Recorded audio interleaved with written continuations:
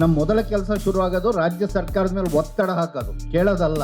ಇದು ಒಂದು ನಿಮಗೆ ಕ್ಲಿಯರ್ ಕಟ್ ಆಗಿ ಇರಬೇಕು. ಇದು ವೋಟ್ ಇಂದು ಅಂತ ಹೇಳಿದ್ರೆ ಇದು ಪಾರ್ಟಿಗೆ ಸಂಬಂಧಪಟ್ಟಿದ್ದಲ್ಲ, ಇದು ಜನರಿಗೆ ಸಂಬಂಧಪಟ್ಟಿದ್ದು. ಅದೇ ದೇವಸಾಯಂ ಅವರು ಹೇಳಿದ್ದು, ಇದು ನಮ್ಮ ಹಕ್ಕಿನ ಪ್ರಶ್ನೆ. ನಮ್ಮ ಹಕ್ಕಿನ ಪ್ರಶ್ನೆ ನಮಗೆ ಕಾಯುವುದರಲ್ಲಿ ಈ ಸರ್ಕಾರ, ಕರ್ನಾಟಕ ಸರ್ಕಾರ ನಮ್ಮ ಪರವಾಗಿ ನಿಲ್ಲಿಲ್ಲ ಅಂದ್ರೆ ಅವ್ರ ಜೊತೆ ಗುದ್ದಾಟದಿಂದನೇ ಶುರು ಮಾಡ್ತೀವಿ.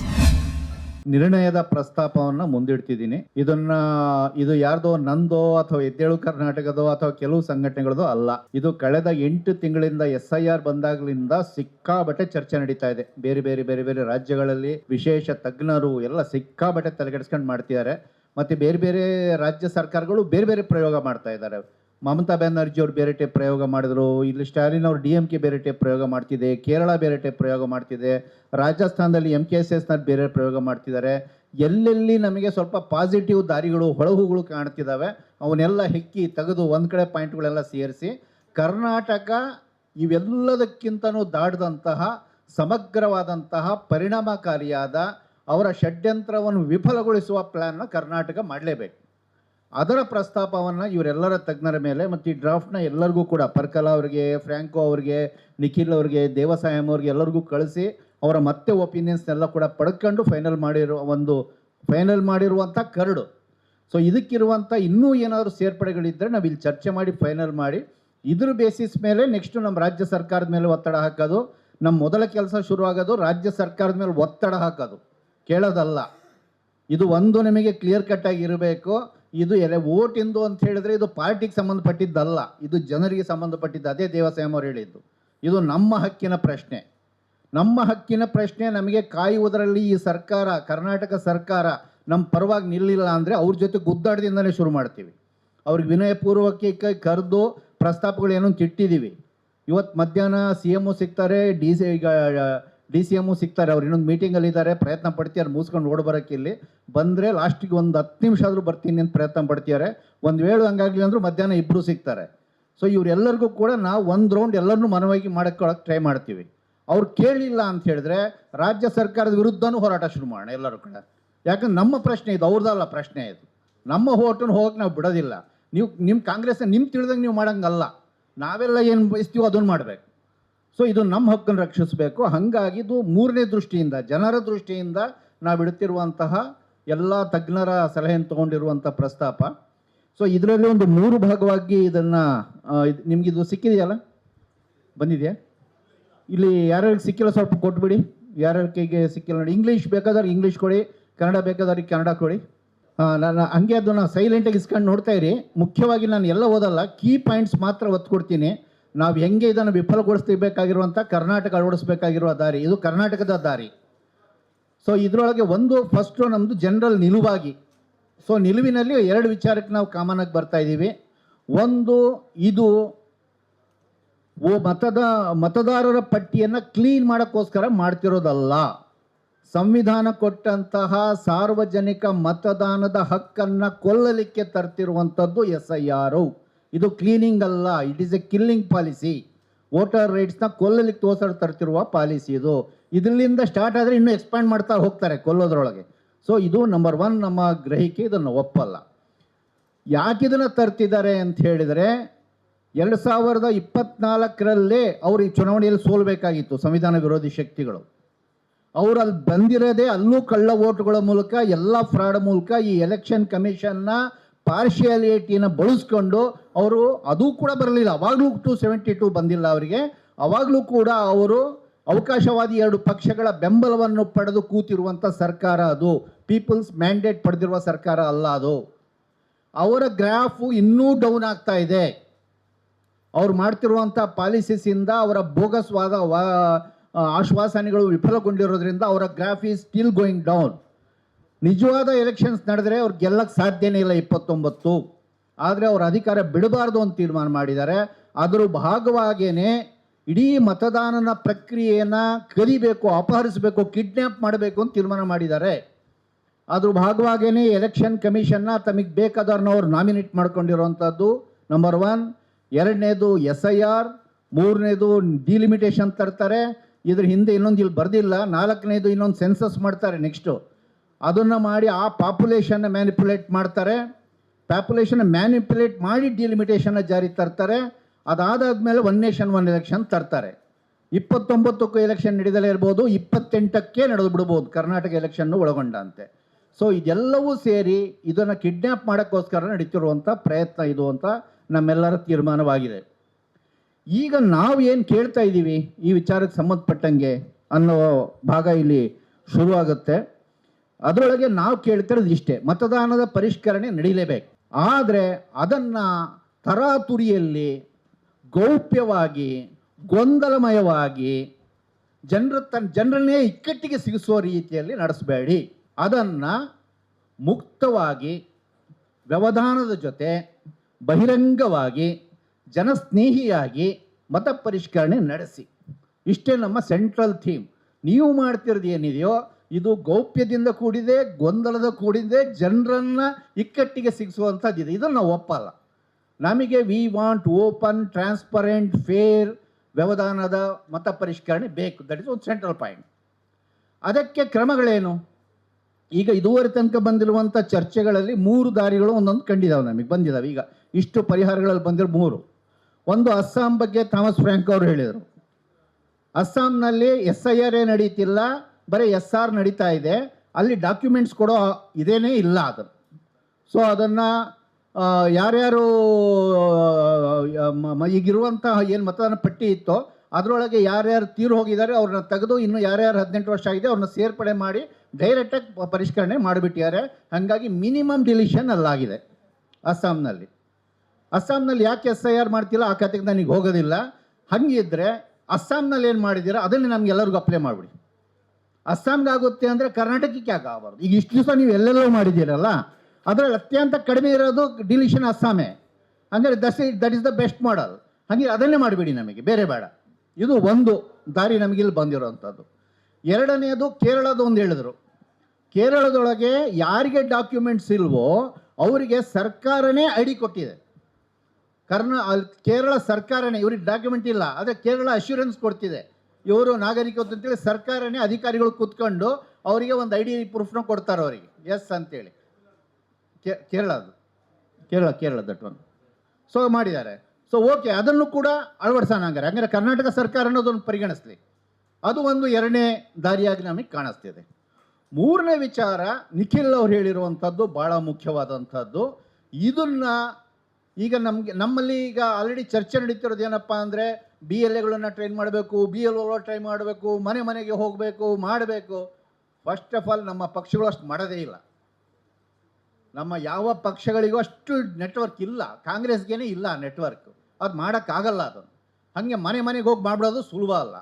ಹಂಗೆ ಒಂದು ವೇಳೆ ಹಂಗಾಗಿ ಇಕ್ಕಟ್ಟಿರುವಂಥ ಡಾಕ್ಯುಮೆಂಟ್ಸ್ ಇಲ್ದಂಗೆ ಸಿಕ್ಕರೆ ಜನ ಸಿಂಗಲ್ ಹೋಗಿ ಬಡ್ದಾಡಿ ಅದನ್ನೆಲ್ಲ ಡಾಕ್ಯುಮೆಂಟ್ಸ್ ಮಾಡ್ಕೊಂಡು ಬಂದು ನನಗೆ ಸಿಕ್ಕಿಲ್ಲ ಅಂತೇಳಿ ಸಾಧ್ಯನೇ ಇಲ್ಲ. ಅಷ್ಟು ಒಬ್ಬೊಬ್ಬರಿಗೂ ನಾವು ಗೈಡ್ ಮಾಡಿ ಇಷ್ಟು ಕೋಟ್ಯಾಂತರ ಜನರಿಗೆ ನಾವು ಕೂಡ ಅತಿಯಾಗಿ ಇಮ್ಯಾಜಿನ್ ಮಾಡ್ಕೋಬಾರ್ದು. ನಮಗೆಲ್ಲ ಸಿಕ್ಕಾಪಟ್ಟೆ ಸಿವಿಲ್ ಸೊಸೈಟಿ ಎಲ್ಲ ಸೇರಿ ಮನೆಗೂ ಎಲ್ಲ ಮಾಡಿಬಿಡೋಣ, ಇಂಪಾಸಿಬಲ್ ಅದು. ಸೊ ಹಾಗಾಗಿ ಈಗ ಇಲ್ಲಿ ಕೇಳ್ತಿರೋದು ಏನಪ್ಪ ಅಂದರೆ ನಮ್ಮ ರಾಜಸ್ಥಾನ್ ಮಾಡಲ್ ಅವರು ಕಂಡುಹಿಡಿದಿರೋದು, ಅವ್ರು ಮಾಡಿರೋದು ಇದು ಹಿಂದೆ ಮಾಡಿ ಇಡೀ ರಾಜ್ಯಾದ್ಯಂತ ಮಾಡೋಕೆ ಅವ್ರಿಗೆ ಅವಕಾಶ ಆಗಿಲ್ಲ. ಕೆಲವು ಕಡೆ ಎಲ್ಲೆಲ್ಲಿ ಮಾಡಿದ್ರೂ ಅಲ್ಲಿ 100% ಒಳ್ಳೆ ರಿಸಲ್ಟ್ ಬಂದಿದೆ ಅವರಿಗೆ. ಬರೀ ಕೆಲವೇ ಬೂತ್ ಇದ್ರಲ್ಲಿ ಮಾಡಿದ ಗ್ರಾಮ ಸಭೆಗಳಲ್ಲಿ 4 ಲಕ್ಷ ಆಡ್ ಮಾಡಿದ್ದಾರೆ. ಇಡೀ ರಾಜಸ್ಥಾನ ಮಾಡಿದರೆ ಅವ್ರು ತುಂಬ ಮಾಡ್ಬೋದಾಗಿತ್ತು. ಈಗ ನಮಗೆ ಅವ್ರು ಹೇಳ್ದಲ್ಲ, ನಾವೀಗ ಮಾಡಿಸ್ಬೋದಾಗಿತ್ತು, ನಮಗೆ ರಾಜ್ಯ ಸರ್ಕಾರ ಇಲ್ಲ, ಏನು ಮಾಡೋಣ ಇಲ್ಲಿ ಅಂತಿದ್ದಾರೆ. ಕರ್ನಾಟಕದಲ್ಲಿ ಇದೆಯಲ್ಲ ಸರ್ಕಾರ, ಹಂಗಾರೆ ಇವ್ರು ಮಾಡಲಿ. ಒಂದು ಎಲೆಕ್ಷನ್ ಕಮಿಷನ್ಗೆ ಕೇಳೋಣ. ಸ್ಟೇಟ್ ಎಲೆಕ್ಷನ್ ಕಮಿಷನ್ ಇದೆ, ಲೋಕಲ್ ಬಾಡಿ ಎಲೆಕ್ಷನ್ಸ್ ಬರ್ತಾ ಇದ್ದಾವೆ. ಈಗ ಲೋಕಲ್ ಎಲೆಕ್ಷನ್ ಬಾಡಿಗೂ ಲಿಸ್ಟ್ ಬೇಕು. ಸೊ ಸ್ಟೇಟ್ ಎಲೆಕ್ಷನ್ ಕಮಿಷನ್ನು ಮೇಲೆ ಕರ್ನಾಟಕ ಸರ್ಕಾರಕ್ಕೂ ಅಧಿಕಾರ ಇದೆ. ಸೊ ಅವ್ರಿಗೆ ಹೇಳಿ ಎಲ್ಲ ಕಡೆಯೂ ಕೂಡ ಗ್ರಾಮ ಸಭೆಗಳನ್ನು, ವಾರ್ಡ್ ಸಭೆಗಳನ್ನು ಮಾಡಿ. ಅದು ಸಿಂಪಲ್. ಅವ್ರು ಹೇಳಿದರು 15 ದಿವಸಕ್ಕಿಂತ ಮೊದಲು ನೋಟಿಸ್ ಕೊಡಬೇಕು ಜನರಿಗೆಲ್ಲ ಗ್ರಾಮ ಸಭೆ ಇದೆ ಅಂತೇಳಿ. ಮತ್ತು ಒಂದು 10 ದಿವಸ ಮೊದಲು ವಾರನೋ ಏನು ಹೇಳಿದ್ರು, ಅದಕ್ಕಿಂತ ಮೊದಲು ಎಲ್ಲ ಕಡೆಯೂ ಕೂಡ ಈ ಲೀಸ್ಟ್ನ ಅಂಟಿಸ್ಬೇಕು. ಆಸ್ಪತ್ರೆ, ಶಾಲೆ, ಜನ ನೋಡ್ಕೊಳ್ಳೋಕ್ಕೆ ಅಂಟಿಸ್ಬೇಕು. ಆಮೇಲೆ ಆ ಡೇಟಿಗೆಲ್ಲ ಕರಿಬೇಕು. ಅಧಿಕಾರಿಗಳು ಅಲ್ಲೇ ಇರ್ತಾರೆ, ಜನನೂ ಅಲ್ಲೇ ಇರ್ತಾರೆ, ರಾಜಕೀಯ ಪಕ್ಷದ BLOಗಳು ಅಲ್ಲೇ, BLO ಇಬ್ಬರು ಕೂಡ ಅಲ್ಲೇ ಇರ್ತಾರೆ, ಎಲ್ಲರೂ ಅಲ್ಲೇ ಕೂತಿರ್ತೀವಿ. ಓಪನ್ ಆಗಿ ನಡೀತಾ ಇದೆ. ಲೀಸ್ಟ್ ಓದ್ತೀವಿ. ಅದಕ್ಕೆ ಯಾರಾದರೂ ಇಲ್ಲೆಲ್ಲ ಮನೇಲಿ ತೀರ್ಕೊಂಡಿದ್ದಾವೆ ಅನ್ನೋದನ್ನೆಲ್ಲ ಹೊಡೆದಾಕ್ತಾರೆ, ಅಲ್ಲೇ ಡಿಲೀಷನ್ ಮಾಡ್ತಾರೆ. ನಮ್ದು ಇವೆಲ್ಲ ಬಂದಿದೆ ಸೇರ್ಪಡೆ ಮಾಡಬೇಕು, ಅಲ್ಲೇ ಸೇರ್ಪಡೆ ಮಾಡ್ತಾರೆ. ನಾವು ಇದೀವಿ ಅಥವಾ ನಮ್ಮ ಹತ್ರ ಡಾಕ್ಯುಮೆಂಟ್ಸ್ ಇಲ್ಲ ಅಂತ ಕೈ ಎತ್ತುತ್ತಾರೆ. ಅವ್ರದ್ದೆಲ್ಲ ಪಟ್ಟಿ ಮಾಡಬೇಕು. ಒಂದು ಅದಕ್ಕೆ 2 ದಾರಿ. ಒಂದು ಅಧಿಕಾರಿಗಳು ಅಲ್ಲೇ ಅವ್ರಿಗೆ ID ಕೊಟ್ಟು ಅವರಿಗೆ ಇದು ಮಾಡ್ಕೋಬೇಕು. ಒಂದು ಇಲ್ಲ ಅಂದರೆ ಗ್ರಾಮ ಸಭೆನೇ ಅವ್ರಿಗೆ ಅಪ್ರೂವ್ ಮಾಡ್ತಿರೋದ್ರಿಂದ ಅವರು ಇರೋದು ವಾಸ್ತವ ಅಂಥೇಳಿ ಅದನ್ನೇ ಸಾರ್ವಜನಿಕ ಸಾಕ್ಷ್ಯ, ಅಲ್ಲೇ ನಮ್ಮ ಗ್ರಾಮ ಸಾಕ್ಷ್ಯ ಅಂತ ಪರಿಗಣಿಸಿ ಅವ್ರನ್ನ ಇದರಲ್ಲಿ ಅಡ್ಮಿಟ್ ಮಾಡಬೇಕು, ಯಾವುದೋ ಒಂದು ಮಾಡಲಿ. ಅವಾಗ ಏನಾಗುತ್ತೆ, ನಮಗೆ 5,000 ಒಂದು ಗ್ರಾಮ ಸಭೆಗಳಿದ್ದಾವೆ ಅಂತ ಹೇಳಿದ್ರೆ ಒಂದು 5,000 ಪ್ಲಸ್ ವಾರ್ಡ್ಗಳು ಎಷ್ಟಿದಾವೆ ನನಗೆ ನಂಬರ್ ಗೊತ್ತಿಲ್ಲ. ಸೊ ಅದನ್ನೆಲ್ಲವೂ ಕೂಡ ಅಷ್ಟನ್ನು ಆರ್ಗನೈಸ್ ಮಾಡಿದ್ರೆ ಇದು ದೊಡ್ಡ ಪ್ರಾಬ್ಲಮ್, ಇದು ಸಾಲ್ವ್ ಆಗಿಬಿಡ್ತದೆ. ಸೊ ಹಾಗಾಗಿ ನಮಗೆ ಇದನ್ನು ನೀವು ಈ ಪದ್ಧತಿ, ಮತ್ತು ಈ ಪದ್ಧತಿ ಅವರವಲ್ಲೇ ಹೇಳಿದ್ದೇನಪ್ಪ ಅಂದರೆ ನಿಖಿಲ್ ಅವರು, ನಾವೆಲ್ಲ ಆಕಾಶದಿಂದ ತಂದಿಡ್ತಾ ಇಲ್ಲ, ಅದು ಎಲೆಕ್ಷನ್ ಕಮಿಷನ್ ಮ್ಯಾನ್ಯುಯಲ್ ಒಳಗೆ ಇದೆ, ಅದರ ಹೆಂಗೆ ಮಾಡಬೇಕು ಅನ್ನೋದು ಇದೆ ಅನ್ನೋದನ್ನೇ ಅವರು ಅಲ್ಲಿ ಹಾಕಿ ತೋರಿಸಿರೋಂಥದ್ದು. ಇರೋದನ್ನೇ ಮುಚ್ಚಿಟ್ಟು ಬಿಟ್ಟು ಇವ್ರು ಮಾಡ್ತಿದ್ದಾರೆ. ಅದನ್ನು ಬೇಡ, ತೆಗೀರಿ, ಅದರೊಳಗಿರೋದು ಎಲೆಕ್ಷನ್ ಕಮಿಷನ್ ಮ್ಯಾನ್ಯುಯಲ್ ಇರೋದನ್ನೇ ತೆಗೆದು ನೀವೀಗ ಜಾರಿ ಮಾಡಿ, ಗ್ರಾಮ ಸಭೆಗಳನ್ನು ಮಾಡಿ ಅನ್ನೋಂಥದ್ದು ಮಾಡಬೇಕು. ಮೊನ್ನೆ ತುಮಕೂರಲ್ಲೂ ಕೂಡ ಅಲ್ಲಿನ ಅಲೆಮಾರಿ ಸಮುದಾಯದವರೆಲ್ಲ ಸೇರ್ಕೊಂಡು ಕೊಟ್ಟಿದ್ದಾರೆ, ನಮ್ಮ ಹತ್ರ ಆಧಾರ್ ಕಾರ್ಡುಗಳು ಕೂಡ ಇಲ್ಲ, ನಾವು ಹೋಗಿ ಏನು ಮಾಡಬೇಕೀಗ ಅಂತ ಅವರೆಲ್ಲ ಕೂಡ ಕೇಳಿದ್ದಾರೆ. ಹಾಗಿದ್ರೆ ಅಧಿಕಾರಿಗಳ ಜವಾಬ್ದಾರಿ ನೀವೇ ಕೊಡ್ರಿ ಡಾಕ್ಯುಮೆಂಟ್ಸು ಅಂತ ಕೇಳಿದ್ದಾರೆ. ಮೊನ್ನೆ HD ಕೋಟೆಯಲ್ಲಿ ಹೋಗ್ಬಿಟ್ಟು ಅಲ್ಲಿನ ಲೋಕಲ್ಸ್ ಎಲ್ಲ ಕೇಳಿದ್ದಾರೆ, ಅಲ್ಲಿನ ಆದಿವಾಸಿ ಸಮುದಾಯದವರು ಕೇಳಿದ್ದಾರೆ, ಆದಿವಾಸಿಗಳು ದಲಿತರು ಇಬ್ಬರು ಹೋಗಿ ಕೇಳಿದ್ದಾರೆ, DC-ಗೆ ಅಪ್ಲಿಕೇಶನ್ಸ್ ಕೊಟ್ಟಿದ್ದಾರೆ. ನೀವು ನಮಗೆ ಗ್ರಾಮ ಸಭೆಗಳು ಮಾಡಿರಿ, ಗ್ರಾಮ ಸಭೆಗಳು ಮಾಡಿ ನಮ್ಗೆ ಯಾರ್ಯಾರು ಡಾಕ್ಯುಮೆಂಟ್ಸ್ ಇಲ್ಲೋ ನೀವು ಅಧಿಕಾರಿಗಳು ಅಲ್ಲೇ ಕೂತ್ಕೊಂಡು ಮಾಡ್ಕೊಡಿ, ಒಬ್ಬೊಬ್ಬರು ಹೋಗಿ ನಿಮ್ಮ ಕೈ ಕಾಲು ಹಿಡಿಯೋಕ್ಕಾಗಲ್ಲ, ನಮ್ಗೆ ಇಲ್ಲೇ ಕುಡಿದು ಮಾಡಿಕೊಡಿ. ಸೊ ಇದು ಗ್ರೌಂಡಿಂದಲೂ ಬರ್ತಾ ಇದೆ ಡಿಮ್ಯಾಂಡ್ ಇದು. ಸೊ ಇದು ನಮಗೆ ಬಹಳ ಒಂದು ಮ್ಯಾಜಿಕಲ್ ಡಿಮ್ಯಾಂಡ್ ಆಗಿ ನಮಗೆ ಇದು ಬರಬಹುದು. ಹಾಗಾಗಿ ನಾವು ಇದನ್ನು ಮಾಡಬೇಕು ಅನ್ನುವಂಥದ್ದನ್ನು ನಾವು ಮುಖ್ಯವಾಗಿ ಕೇಳ್ತಿದ್ದೀವಿ. ಆಧಾರ್ ಕಾರ್ಡನ್ನು ಇವರು ಬೀಡಿಗೆ ಬಿಸಾಕ್ಬಿಟ್ಟಿದ್ದಾರೆ. ಸುಪ್ರೀಂ ಕೋರ್ಟ್ ಆರ್ಡರ್ ಮಾಡಿದೆ ಅದನ್ನು 12ನೇ ಡಾಕ್ಯುಮೆಂಟ್ ಅಂತ ಪರಿಗಣಿಸಬೇಕು ಅಂತ, ಆದರೆ ಅದು ಇದ್ದೂ ಇಲ್ದಂಗೆ ಮಾಡಿದ್ದಾರೆ. ಅದನ್ನು ಗುರುತಿನ ಇದಾಗಿ ನಾವು ಪರಿಗಣಿಸಬಹುದು, ಆದರೆ ಅದು ನಾಗರಿಕತ್ವದ ಸಾಕ್ಷಿಯಾಗಿ ಪರಿಗಣಿಸೋಕ್ಕಾಗೋದಿಲ್ಲ ಅಂತ ಅದನ್ನು ಆಲ್ರೆಡಿ ಹೇಳಿದ್ದಾರೆ. ಹಂಗಾಗಿ ಇರುತ್ತೆ, ಆದರೆ ಅದು ಅಪ್ಲೈ ಆಗಲ್ಲ, ಆ ರೀತಿಯಲ್ಲಿ ಇಟ್ಟು ಅದಂಗೆ ಸಾಧ್ಯ ಇಲ್ಲ. ಒಂದು ಸಾರಿ ಅವ್ರ ಹತ್ರ ಆಧಾರ್ ಕಾರ್ಡ್, ನೀವೇ ಸರ್ಕಾರನೇ ಕೊಟ್ಟಿರೋ ಆಧಾರ್ ಕಾರ್ಡಲ್ಲಿ ಒಂದು ಸರಿ ಇತ್ತು ಅಂದರೆ ನೀವು ಇದನ್ನು ತೆಗೆದಾಕಂಗಿಲ್ಲ. ನುಸುಳುಕೋರರಿದ್ರೇನು ಅನ್ನೋ ಪಾಯಿಂಟ್ ಮತ್ತೆ ಬರ್ತಾ ಇದೆ. ನುಸುಳುಕೋರರು ಪಾಯಿಂಟ್ ನಿಮಗೆ ಬಂದರೆ, ನಿಮಗೆ ಡೌಟ್ ಬಂದರೆ ನೀವು ಆ ಪಟ್ಟಿನ ತಯಾರು ಮಾಡಿ ನೀವು ಅದನ್ನು ಹೋಮ್ ಡಿಪಾರ್ಟ್ಮೆಂಟಿಗೆ ಕಳಿಸ್ಕೊಡಿ. ನಾಗರಿಕತ್ವ ಹೌದು, ನುಸುಳುಕೋರರು ಹೌದೋ ಅಲ್ಲ ಅನ್ನೋದನ್ನು, ನುಸುಳುಕೋರರು ಪದನೇ ಒಂದು ರಾಂಗು. ಅವರು ನಮ್ಮ ದೇಶದಿಂದ ಹೊರಗೆ ಹಂಗಂದ್ಬಿಟ್ರೆ ನಮ್ಮ ಭಾರತೀಯರೆಲ್ಲ ನುಸುಳುಕೋರು ಆಗ್ಬಿಡ್ತಾರೆ. ನಮ್ಮರೆಲ್ಲ ಕಡೆ ಬೇರೆ ಬೇರೆ ರಾಜ್ಯ ದೇಶಗಳಲ್ಲಿ ಇದ್ದಾರೆ ನಮ್ಮ ಇಂಡಿಯನ್ಸ್ ಎಲ್ಲ ನುಸುಳುಕೋರು ಆಗ್ಬಿಡ್ತಾರೆ. ಆಮೇಲೆ ಗಲ್ಫಲ್ಲೂ ನುಸುಳುಕೋರರು, ಅಮೇರಿಕಾದಲ್ಲೂ ನುಸುಳುಕೋರರು, ಭಾರತೀಯ ನುಸುಳುಕೋರು ಆಗ್ಬಿಡ್ತೀವಿ ನಾವು. ಒಳ್ಳೆ ರಾಂಗು. ಓಕೆ, ನಮ್ಮ ಭಾರತೀಯರಲ್ಲದವರು ಇದ್ದಾರೆ ಅಂತ ಹೇಳಿದ್ರೆ ಅದನ್ನು ಹೋಮ್ ಡಿಪಾರ್ಟ್ಮೆಂಟ್ ಕನ್ಫರ್ಮ್ ಮಾಡಬೇಕು. ಹೋಮ್ ಡಿಪಾರ್ಟ್ಮೆಂಟ್ ಕನ್ಫರ್ಮ್ ಮಾಡಿದ್ರೆ ಬೇಕಾದ್ರೆ ಆಮೇಲೆ ತೆಗೀಲಿ, ಆಮೇಲೆ ಅದು ಚಾಲೆಂಜ್ ಮಾಡೋದು ಆ ಪ್ರೋಸೆಸ್ ಆಮೇಲೆ ನೋಡೋಣ. ಬಟ್ ಹೋಮ್ ಡಿಪಾರ್ಟ್ಮೆಂಟ್ ಏನು ಹೇಳ್ದಲೆ ಎಲೆಕ್ಷನ್ ಕಮಿಷನ್ಗೆ ಆ ಪವರ್ಸ್ ಇಲ್ಲ, ಇದು ಮಾಡೋಂಗಿಲ್ಲ. ಇದನ್ನು ನಾವು ಇಷ್ಟು ಪಾಯಿಂಟ್ಸ್ನ ನಾವು ಸೀರಿಯಸ್ ಆಗಿ ಕೇಳಬೇಕು. ಆಮೇಲೆ ಕರ್ನಾಟಕದಲ್ಲಿ ಯಾವುದೇ ಕಾರಣಕ್ಕೂ ಗಡಿಬಿಡಿಯಲ್ಲಿ ಮಾಡೋಂಗಿಲ್ಲ, ಬಿಹಾರಲ್ಲಿ ಮಾಡ್ದಂಗೆ ಬೇರೆ ರಾಜ್ಯಗಳಲ್ಲಿ ಮಾಡ್ದಂಗೆ. ನಮ್ಮ ಎಲೆಕ್ಷನ್ಸ್ ಏನು ಹತ್ತಿರ ಇಲ್ಲ, ನಮಗೆ ಇನ್ನು 28-29 ಇರೋದು ಎಲೆಕ್ಷನ್ಸು, ಅರ್ಜೆಂಟ್ ಏನಿಲ್ಲ. ಮತ್ತು ಎಲ್ಲವೂ ಸುಪ್ರೀಂ ಕೋರ್ಟಲ್ಲಿ ನಡೀತಾ ಇದ್ದಾವೆ ಡಿಸ್ಕಷನ್. ಇನ್ನು ಅಲ್ಲಿ ನಡಿಬೇಕಾದ್ರೆ ಇಷ್ಟೇ ಗಡಿಬಿಡಿಯಾಗಿ ಪುಷ್ ಮಾಡ್ತೀರಿ, ಗಡಿಬಿಡಿ ಮಾಡೋಂಗಿಲ್ಲ. ವ್ಯವಧಾನದ ಜೊತೆ ಕರ್ನಾಟಕದಲ್ಲಿ ನಡೆಸಬೇಕು, ಇಷ್ಟು ನಮ್ಮ ನಿಲುವು. ಅದಕ್ಕೆ ನಾವು ಕೇಳ್ತಿರುವಂಥ ಕ್ರಮಗಳಾಗಿ ಡಿಮ್ಯಾಂಡ್ ಮಾಡ್ತಿರುವಂಥದ್ದು 4. ಒಂದು, ಗ್ರಾಮ ಸಭೆಗಳನ್ನು, ಬೂತ್ ಸಭೆಗಳನ್ನು ನಡೆಸಿನೇ ಓಪನ್ನಾಗಿ ಮತ ಪರಿಶೀಲನೆ ನಡೆಸಿ ಇದನ್ನು ಫೈನಲ್ ಮಾಡಬೇಕು ಅನ್ನುವಂಥದ್ದು ಒಂದು ನಂಬರ್ 1 ಡಿಮ್ಯಾಂಡ್. ನಾವು ಅದನ್ನು ಇಡಬೇಕು. ಎರಡನೇದು, ರಾಜ್ಯ ವಿಧಾನಸಭಾ ಚುನಾವಣೆಗಳನ್ನು ನಡೆಸುವಂಥ ಪವರ್ನ, ಆ ಲೀಸ್ಟನ್ನು ತಯಾರು ಮಾಡುವಂಥ ಪವರ್ಸ್ನ ಸೆಂಟ್ರಲ್ ಎಲೆಕ್ಷನ್ ಕಮಿಷನ್ನೆಲ್ಲ ಸ್ಟೇಟ್ ಎಲೆಕ್ಷನ್ ಕಮಿಷನ್ಗೆ ಇರಬೇಕು. ಡಿಸೆಂಟ್ರಲೈಸೇಷನ್ ಕಡೆ ಹೋಗಬೇಕು, ಸೆಂಟ್ರಲೈಸೇಷನ್ ಕಡೆ ಹೋಗಬಾರ್ದು ಅನ್ನೋದು ಎರಡನೇ ಡಿಮ್ಯಾಂಡ್ ನಾವು ಮಾಡ್ತಿದ್ದೀವಿ. ಮತ್ತು ಈಗ ರೆಫರೆನ್ಸಿಗೆ ಹೋಗ್ಬೇಕಾದ್ರೆ 2002-3 ರೆಫರೆನ್ಸ್ ಅಲ್ಲ, ಈಗ ಆಲ್ರೆಡಿ ಕೈಯಲ್ಲಿ ಏನು ಮತದಾರರ ಪಟ್ಟಿ ಇದೆ ಅದು ಜನರ ಕೈಯಲ್ಲಿದೆ, ಅದನ್ನು ರೆಫರೆನ್ಸ್ ಮಾಡಿ ಕೂಡೋದು ಕಳೆಯೋದು ಮಾಡಬೇಕು.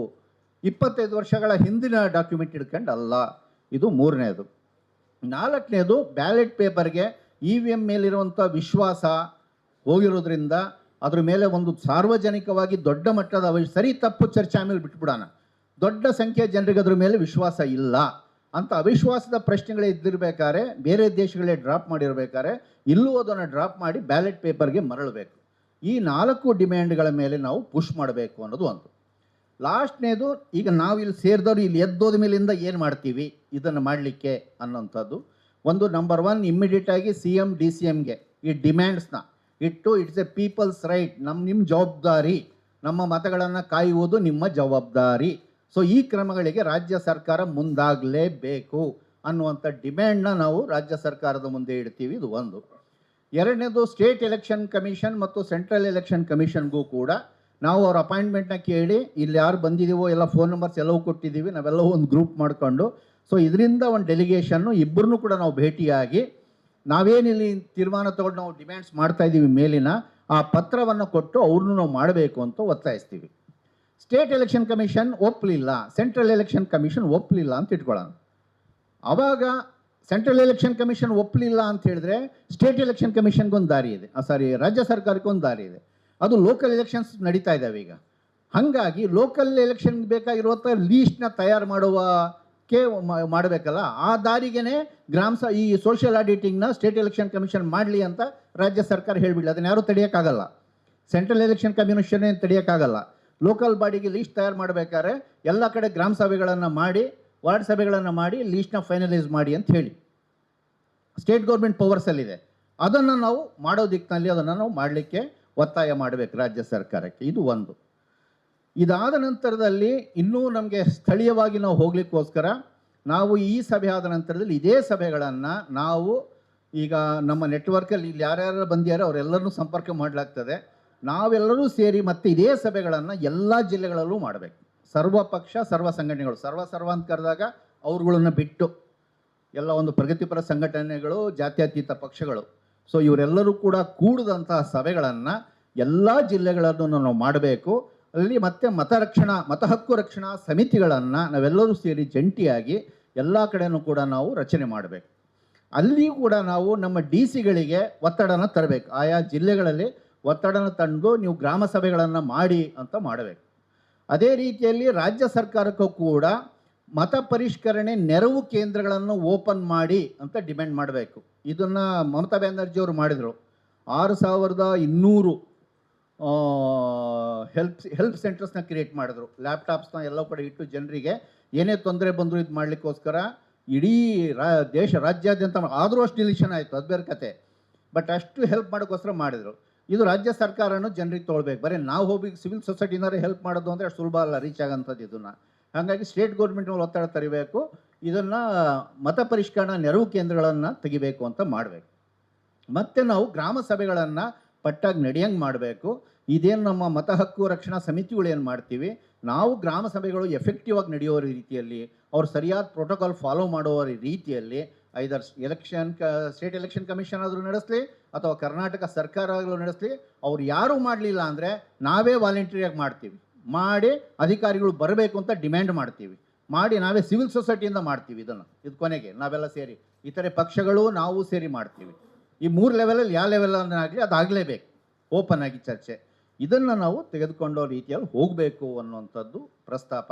ಸೊ ಇದ್ರ ಬಗ್ಗೆ ಇನ್ನೂ ಏನಾದರೂ ಸೇರ್ಪಡೆಗಳು ಇಂಥವಿದ್ದರೆ ದಯವಿಟ್ಟು ಎಲ್ಲರೂ ಕೂಡ ಮಾತನಾಡಿದರೆ ಆಮೇಲೆ ಇದನ್ನು ಒಕ್ಕೂರ ಜೊತೆ ನಾವು ಫೈನಲ್ ಮಾಡೋಕ್ಕೆ ಸಾಧ್ಯ ಆದರೆ ಇದನ್ನು ಬೇಸಿಸ್ ಮಾಡಿ ಇಮ್ಮಿಡಿಯೇಟಾಗಿ ಇದು ಸಭೆ ಮುಗಿದ ಮಧ್ಯಾಹ್ನದಿಂದನೇ ಆ್ಯಕ್ಷನ್ ಪ್ರೋಗ್ರಾಮ್ ವಿಲ್ ಸ್ಟಾರ್ಟ್. ಮತ್ತಷ್ಟು ವಿಶೇಷ ವಿಡಿಯೋಗಳನ್ನು ನೋಡಲು ಮತ್ತು ಹೊಸ ವಿಡಿಯೋಗಳ ಬಗ್ಗೆ ತಿಳಿಯಲು ಈ ದಿನ .com ಯೂಟ್ಯೂಬ್ ಚಾನೆಲ್ ಸಬ್ಸ್ಕ್ರೈಬ್ ಮಾಡಿ ಮತ್ತು ಬೆಲ್ ಐಕಾನ್ ಕ್ಲಿಕ್ ಮಾಡಿ.